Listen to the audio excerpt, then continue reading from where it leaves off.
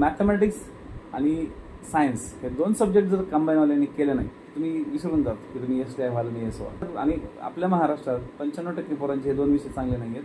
ज्या 5% पोरांचे हे 2 विषय चांगले आहेत, त्यांचे बाकीचे विषय चांगले नाही आहेत. त्यामुळं बॅलन्स ठेवायचा प्रयत्न करा. आणि बॅलन्स जर तुम्ही ठेवले तर तुम्ही आउट ऑफ 60 जाता. म्हणजे 100पैकी आउट ऑफ तुम्ही 60 मारता. तसंच झालं ना, आता परत 2-3 मार्कांनी राहिले ना, मग का राहिली? तर आपण हेच चुका करतो.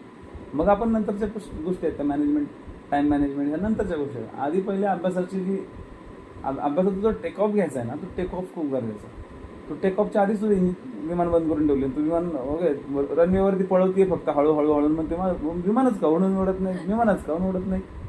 आता विमान उडवण्यासाठी त्या विमानाला स्पीड तर पाहिजे ना 350 km/hचं.